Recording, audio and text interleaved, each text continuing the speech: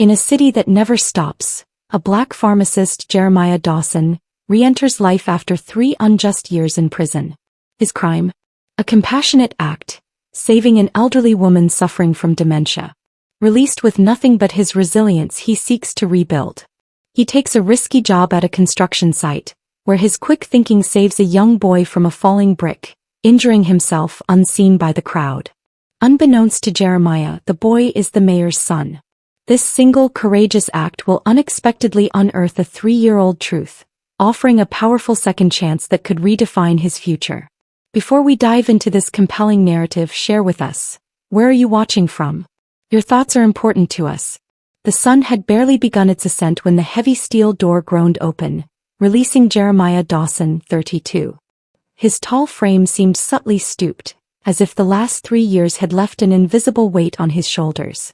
His rich mahogany skin, once vibrant, had dulled under the unforgiving prison sun. His jaw, once clean and defined, was now shadowed by a thin, unkempt beard, hinting at neglect more than style. He carried little. A worn canvas bag slung over his shoulder, tired shoes scuffing the pavement, and the unspoken burden of 3 years lost for an act of pure decency. No farewells were offered. No one even acknowledged his departure. Outside the gate, the street was already alive with the rhythm of early morning. Cars humming, store shutters clattering, people engrossed in their phones. But as their eyes met his, a noticeable shift occurred. A mother instinctively pulled her child closer, her lips tightening as if danger itself had just passed. An elderly man glanced at Jeremiah's face, then quickly looked away, muttering as he hurried across the street. Jeremiah continued, shoulders slightly hunched, not from shame, but from the stark reality that, no matter what, some would always see the conviction before the man. His destination was a short walk, a 1-bedroom apartment on the city's periphery, forgotten like the man returning to it. The key still worked, though it stuck as if hesitant to grant entry. The door creaked open, revealing a space frozen in time. Dust motes drifted lazily through the air, catching the morning light like silent specters. Spiderwebs stretched across corners, between chair legs, even over the framed, smiling black-and-white photo of his parents above the mantel, untouched by the tragedy their son had endured. He didn't speak as he entered, didn't sigh, didn't curse or dramatic collapse. He simply stepped inside, set his bag down on the kitchen table that hadn't hosted a meal in 3 years, and surveyed the room, a man trying to recall his former self. He pulled a chair, sat, elbows on his knees, head in his hands. His palms still bore the faint calluses from prison labor, the skin darkened not just by sun, but by time itself. By every day he chose the difficult, righteous path. Outside, life continued its relentless pace. Buses hissed, horns blared, a dog barked down the alley. In Jeremiah's apartment, time stood still. His thoughts inevitably drifted backward, drawn to the night that irrevocably changed everything. The night that transformed him from a respected pharmacist with a promising future into an inmate with a number stitched into his uniform. The night a desperate woman, her eyes clouded and hands trembling, stumbled through his pharmacy door, gasping his name as if it were the only word she remembered. He knew her. Mrs. Gracie Monroe, 83, lived 2 blocks away with her daughter who worked double shifts. She had been a regular for years, always polite, always precise about her early-onset Alzheimer's prescriptions. But that night she was profoundly different. Now, in his silent apartment, Jeremiah let the memory flood him. Her panicked expression, words tumbling incoherently, eyes darting as if she recognized nothing. She hadn't taken her medication. He knew it instantly. He'd seen the signs in training, knew the terrifying prognosis. Delusions, aggression, disorientation, the risk of wandering into traffic. The pharmacy was moments from closing, security systems already initiating nightly shutdown. But he couldn't leave. She had collapsed into a chair, breathing heavily, muttering about her deceased husband and a cat that didn't exist. Jeremiah stood frozen. The controlled medication was locked away, requiring a supervisor's code. His manager wasn't answering her phone. There was no prescription, no authorization. But a woman was unraveling before him rapidly. Jeremiah faced a stark choice: follow the rules or follow his conscience. He chose the latter. He typed the override code he wasn't supposed to know, opened the cabinet, and retrieved a low dose of her usual medication. He gave it to her with water and stayed with her through the night, a silent guardian. Eventually she calmed, her eyes clearing just enough to recognize him. When morning came, his manager arrived before the sun had fully risen. She walked in, saw the open cabinet, saw Jeremiah, and then saw Mrs. Monroe still sleeping peacefully. No questions were asked. No answers were sought. She simply called the police. Jeremiah tried to explain, but there was no proof. No prescription, no functional cameras in that section of the store. They were under maintenance. Mrs. Monroe, confused again by the morning, couldn't clearly remember anything. She didn't deny his actions but couldn't confirm them either. His manager's testimony carried significant weight. The fact that he was a black man, though unspoken, carried more. In that courtroom he stood no chance. Now, sitting in the only home he possessed, Jeremiah closed his eyes. He hadn't cried once since that day, but a profound heaviness resided in his chest, a weight no sentence could remove. A weight born not of guilt but of disappointment. In others, in the system, and perhaps in the quietest corners of his mind, in himself for not foreseeing it, for believing that simply doing the right thing would be enough. As the morning light slid across the floorboards of a room that hadn't known footsteps in years, Jeremiah sat still, no longer behind bars but not truly free. The days following Jeremiah's return home were not marked by celebration or relief, but by a quiet, aching solitude that settled into his apartment walls like a persistent chill.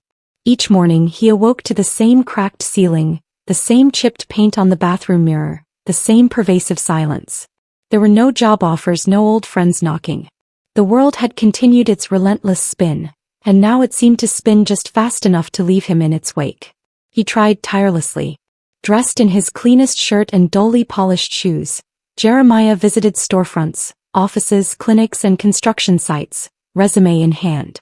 His once respected qualifications now met only polite nods, downcast eyes, or the dreaded phrase, "We'll call you." They never did. No one looked past the felony conviction checkbox. No one cared to ask why.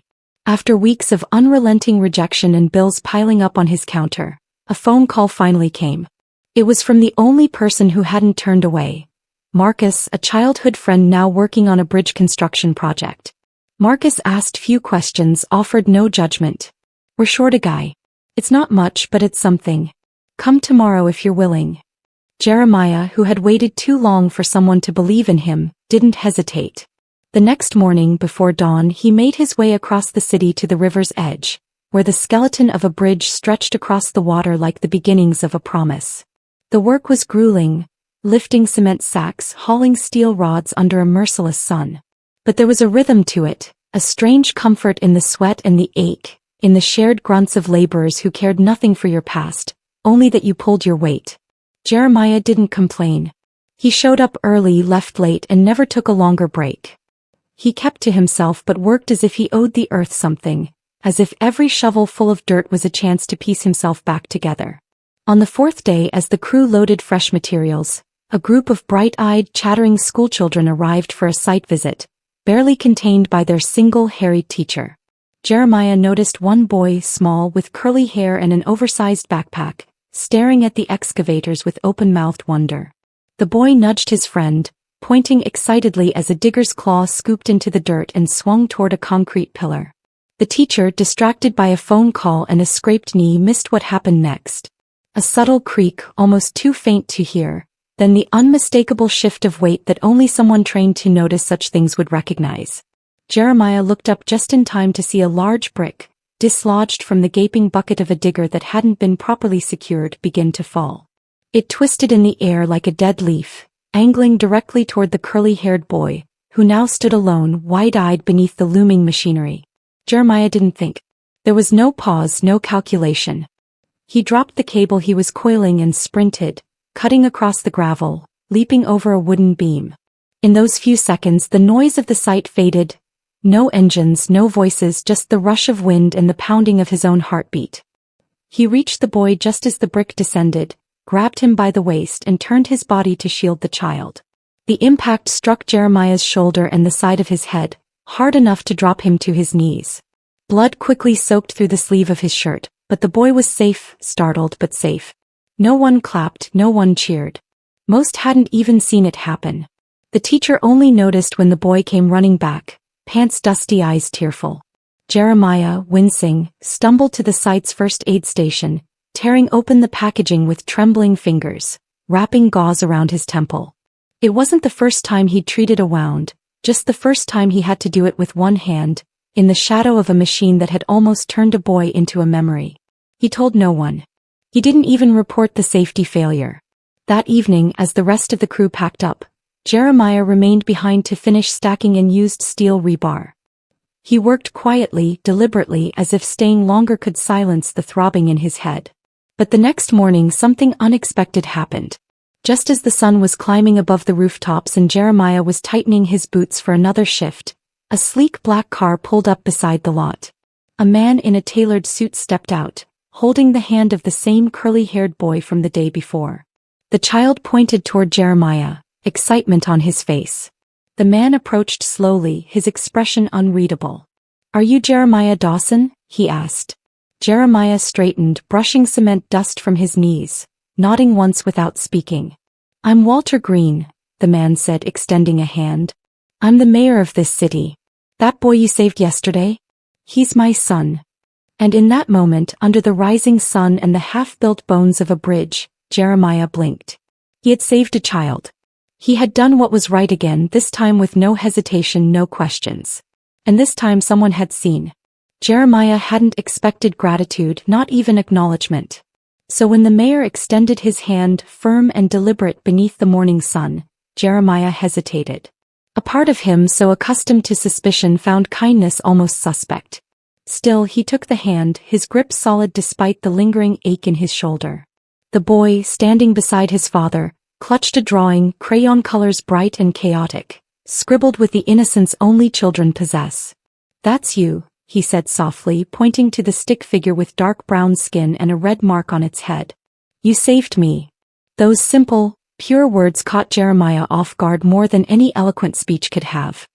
He smiled, not from pride but a quieter, momentary warmth that pushed back against the years of cold. Mayor Green didn't rush.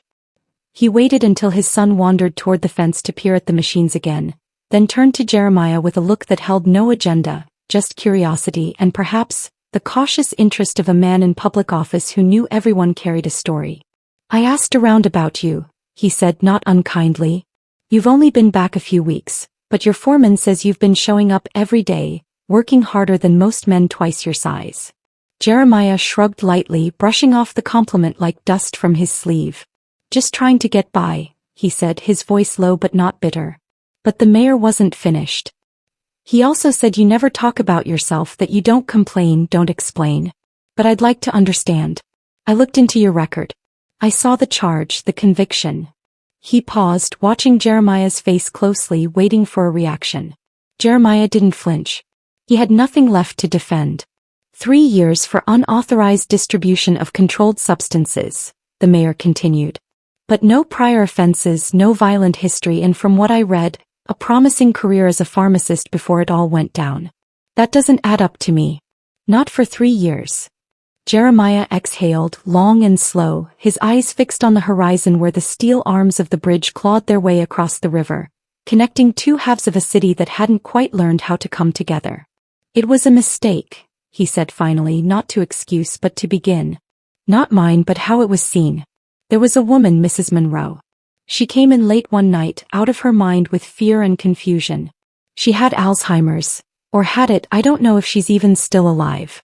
She didn't have her prescription. No one answered the emergency line. She was slipping fast. So I made a choice. I gave her the medicine anyway." He paused, letting the words settle between them like dust in the morning light. "Next morning I was still there watching over her. The manager walked in, saw the cabinet open, saw me and called the cops. No questions asked. No cameras working. No one remembered anything except that I'd been alone, that the medication was scheduled and that I didn't have permission." The mayor said nothing for a while. He glanced at his son, still happily poking a rock with his stick, then looked back at Jeremiah with an expression that had shifted from curiosity to something more deliberate, purposeful. "Why didn't you fight harder? Go public? Speak out." Jeremiah gave a soft, almost apologetic laugh. "Because I knew how it would look. A black man behind a pharmacy counter, alone with a missing vial. They didn't need a story, they just needed a headline. And I didn't want to put Mrs. Monroe through a circus she wouldn't even understand. She looked at me like I was her own grandson that night. That was enough. At least for me. The mayor nodded slowly, his mouth a hard line. Then quietly he said, "Maybe it was enough then, but it shouldn't be now." That night, Jeremiah didn't sleep. He lay on the couch, the fan rattling above him, thoughts spinning faster than he could quiet. He didn't expect anything to change. He had long since stopped believing in turning points. But 2 mornings later a letter arrived. No return address. Inside, a typed note signed by Walter Green, requesting a meeting with the city's legal review board and enclosing a printed image. A still frame pulled from a grainy traffic camera 3 blocks from the pharmacy, dated the night of the incident. It showed Jeremiah standing on the sidewalk outside the store, guiding an elderly woman toward the entrance with one hand on her shoulder, his other arm stretched protectively beside her. The rest happened quickly, almost too quickly. An investigation was reopened, the chain of events re-examined. Former coworkers were contacted again, including a young janitor who recalled seeing Jeremiah stay late that night. A statement from Mrs. Monroe's daughter was submitted, confirming that her mother had returned home the next morning calm and safe, something she had always found strange considering the chaos the night before. Within weeks, the review board declared the conviction unsound, the charges expunged and Jeremiah's license reinstated. But the mayor wasn't finished. At the dedication ceremony for the newly completed bridge, attended by contractors, city officials, families and reporters, he stepped to the podium, his young son standing at his side, and told the story himself. He didn't name names to shame, didn't use the moment to score political points. He simply told the truth, that a man had made a choice years ago to save a life, had paid for it with 3 years of his own, and had asked for nothing in return, not even when fate gave him a second chance to walk away. Then as cameras rolled and silence fell, the mayor turned toward the projector screen behind him. A video played, a quiet clip showing Jeremiah, dusty and bleeding, carrying a child away from falling debris with arms that shook but did not drop. No music, no narration, just an image of one man doing what was right again. And when it was over, the mayor said, "We build bridges not just with steel and stone but with character. Let this man's life remind us that doing good often means doing so when no one is watching, and that sometimes justice takes the long way home." Jeremiah stood at the edge of the crowd, cap pulled low, hands in his pockets. When the applause came, not thunderous but steady, respectful, it wasn't for a hero or a victim or a symbol. It was for a man. A man who had done the right thing twice and finally had been seen. In the weeks that followed the ceremony, Jeremiah Dawson found himself walking through a world that seemed to have subtly shifted on its axis, just enough for him to notice the difference. It wasn't that the city had suddenly embraced him with open arms or that every door was now magically flung wide. The change was quieter than that, more subtle, like the first breeze after a long, stifling summer. There were nods now where before there had only been avoidance. Small gestures. A free cup of coffee, a soft thank you, a seat offered on the bus with a glance that held no suspicion. People didn't rush to shake his hand or offer praise, but when they saw him walking down the street, they didn't cross to the other side either. And that, in its own way, was more powerful than applause. The story had traveled. First locally, then across the state, and before long across the country. News outlets ran his photo, some grainy footage from the bridge site, and headlines like "Wrongfully Convicted Man Saves Mayor's Son," and "A Second Chance for a Man Who Never Gave Up." Most of the coverage faded within days, as news cycles tend to do, but something lingered, deeper than the headlines. Schools invited him to speak. Community leaders quoted his story in talks about justice and grace. Letters began arriving, first a trickle, then a steady stream.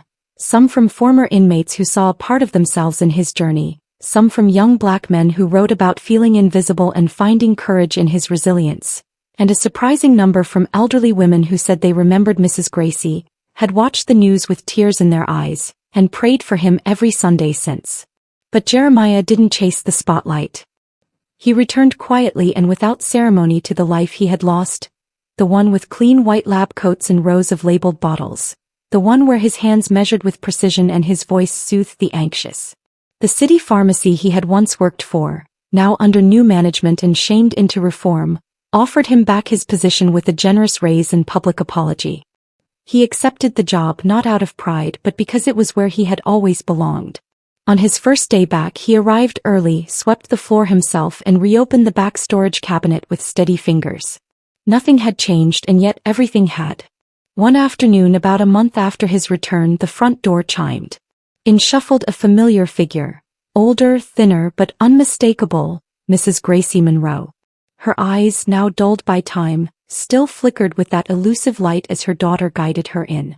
She looked around the pharmacy slowly, blinking in confusion, until her gaze landed on Jeremiah standing behind the counter in his crisp white coat.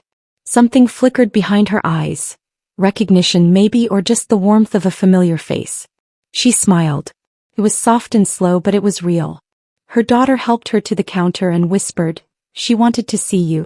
I told her what happened and I think she remembered. Jeremiah leaned forward, took the old woman's frail hand in his, and for the first time in a very long time he felt the world settle into place. Not because anyone had given him back what he lost, but because finally someone remembered the truth. Later that week the mayor returned, not in a suit but in jeans and a baseball cap, the kind of clothes that made him just another man in a city trying to do better. He asked if Jeremiah might be interested in helping design a new community health program focused on ethics and emergency decision-making for young pharmacists and first responders. "We could use your voice," he said, "and your judgment." Jeremiah agreed, not for the recognition but because he understood more than most what it meant to be faced with impossible choices and what it meant to choose kindness even when the cost was high. But perhaps the most unexpected moment came not from a podium or a news article or even the letters that kept arriving from strangers. It came on a quiet Saturday morning when Jeremiah was restocking shelves and heard the soft, quick tapping of feet behind him. He turned to see the mayor's son, Leo, walking in alone but determined, holding a lunchbox in one hand and a drawing in the other. He placed the box on the counter and said, "My mom packed extra today. I thought maybe we could eat together." Jeremiah smiled, a slow, full smile that reached the corners of his tired eyes, and said, "I'd like that." They sat together on the bench outside the pharmacy, sharing sandwiches and talking about school and dinosaurs and why excavators were cooler than dump trucks. And in that simple moment, beneath a blue sky and the distant hum of the city waking up around them, Jeremiah Dawson was not a former inmate, not a headline or a symbol or a man redeemed. He was just Jeremiah. A man who had loved quietly, endured deeply, and chosen again and again to believe in the good that still lived in people. Because in the end what mattered wasn't the justice reclaimed, or the name cleared, or even the second chance given. What mattered was the quiet, unwavering light of a man who had chosen not to let the darkness change him, and in doing so had become the kind of man who could help the world see more clearly, not with noise, not with force, but with steady hands, a patient heart, and the kind of goodness that asked for nothing in return.